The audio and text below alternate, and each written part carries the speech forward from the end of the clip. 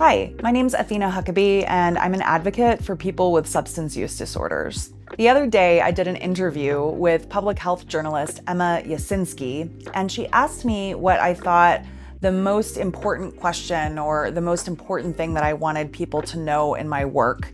And what came up for me was buprenorphine and how it works, and that I wish more people understood that it wasn't just trading one drug for another. Buprenorphine is the generic name for a drug some of you might know by the brand name Suboxone. I try to use the word buprenorphine because it's not branded and also because it is available in a lot of different formulations now. So there's not just Suboxone. There's Zubsolv, which is another formulation that tastes better and is easier on the stomach.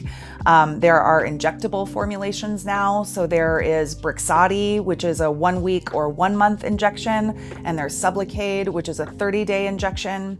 But I think the most important part is understanding how opioid use disorder works in the brain. So you have all these natural opioid receptors in your body. So when you work out at the gym, or when you go into shock, like if you're in an accident or something like that, your body releases natural opioids that go into those receptors in your brain.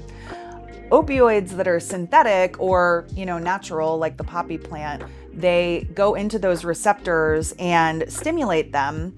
The long-term problem over time is that as you use more and more opioids, your brain grows more and more receptors to make up for that flood. What ends up happening is you have this excess of opioid receptors in your brain, and they take a long time to become reabsorbed or for your brain to neuroplastically get rid of them. Buprenorphine allows your brain to shrink those receptors over time while you're on it, while also controlling your cravings. The other thing that I think is important is people want to say you're just trading one drug for another. Well, one drug you get at the pharmacy, it's not adulterated, it doesn't have things in it that you don't know, it's got a guaranteed dosage. It isn't illegal to have, so if you get pulled over with it in your car, you're not going to get arrested. Whereas if you're using fentanyl, all of those other things aren't true. And so I just really think it's important that we talk about it more and talk about the science and stop acting like everything needs to be black or white or, clean or dirty or pure.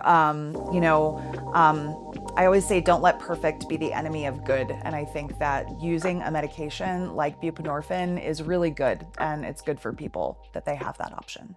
Thanks.